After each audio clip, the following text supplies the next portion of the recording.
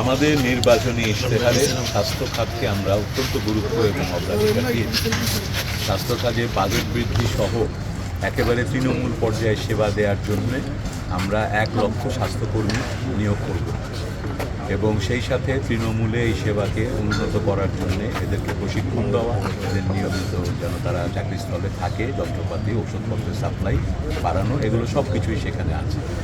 মনসুরারি medical কলেজের কথা বললেন, যে সমস্যাগুলোর কথা বললেন, কোথাও হয়তো সেখানে স্থাপনার সামনে অবৈধ স্থাপনা তৈরি, কোথাও দালালদের দৌরাত্ম, কোথাও হয়তো অন্যান্য সমস্যা। এই সমস্যাগুলো এত বড় এবং এই সমস্যাগুলো শুধুমাত্র কেন্দ্রীয় সরকারের পক্ষে ওখান থেকে বসে নির্দেশনা দিয়ে এই পরিবর্তনগুলো আনা সম্ভব।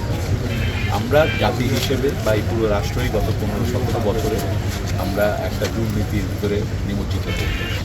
আমাদের দেশ থেকে লক্ষ কোটি টাকার সম্পদ পাচার হয়ে। এই অবস্থা থেকে বের হতে গেলে আমাদের একটা সামাজিক আন্দোলনের মতো অবস্থা তৈরি করতে হবে, যেখানে প্রত্যেকটি নাগরিকের অধিকার নিশ্চিত করার জন্য আমরা সরকার এবং রাজনৈতিক দল আমরা কাজ করে যাব মানুষের অধিকার আদায়ের জন্য, অধিকার নিশ্চিত করার জন্য।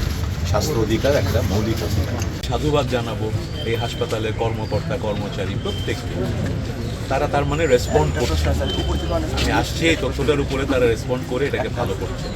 ভালো করা যেহেতু পারছেন, তার মানে তাদের এটা ভালো রাখার সক্ষমতাও তাদের আছে এবং ওনারা বলেছেন কমিটেড তারা, যেটুকু তারা পেরেছেন এটাকে তারা ধরে রাখার জন্য চেষ্টা করবে। আর জনগণের পক্ষ থেকে আপনারাও দাবি করবেন এই হাসপাতাল আমাদের, এটাকে পরিষেবা। এটা অত্যন্ত গুরুত্বপূর্ণ স্থাপনা, যেটার মাধ্যমে সমগ্র উত্তরবঙ্গের জ্বালানি সরবরাহর একটা, পাশাপাশি এখানে অন্যান্য ব্যবসা প্রতিষ্ঠান, অন্যান্য যে বাণিজ্য এবং কার্যক্রম, সেটার মাধ্যমে সেখানকার অর্থনীতিতে ভূমিকা রাখে। আমাদের নির্বাচনী ইশতেহারেও এটা উঠে এসেছে। আমি যখন ওই এলাকায় বিভিন্ন জায়গায় মানুষের সাথে উঠান বৈঠক করেছি, মানুষের সঙ্গে কথা বলেছি, সেখানে বাঘাবাড়ি নৌবন্দরের বিভিন্ন সমস্যাগুলো উঠে এসেছে। আমরা এই নৌবন্দরকে উন্নত করতে চাই। এই নৌবন্দরের নাব্যতার বিষয়েও সমস্যা আছে, যে কারণে হয়তো আর একটু কমে গেছে এটার ব্যবহার, এটার নাব্যতা বৃদ্ধি এবং সেই বন্দরকে কেন্দ্র করে কিছু অব্যবস্থাপনাও আছে, সেগুলোকে দূর করা এবং সার্বিকভাবে এই বন্দরকে মানোন্বিত করে শুধুমাত্র জ্বালানি তেল নয়, অন্যান্য কাজেও এই বন্দর যেন উত্তরবঙ্গের একটা প্রধান হাব হয়ে উঠতে পারে, এটাই আমাদের পরিকল্পনা।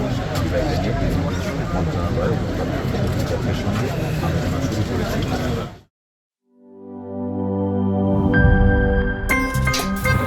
আমার একটা স্মার্ট সিদ্ধান্তে 25% গ্যাসের খরচ কমেছে। ভাবছেন কিভাবে?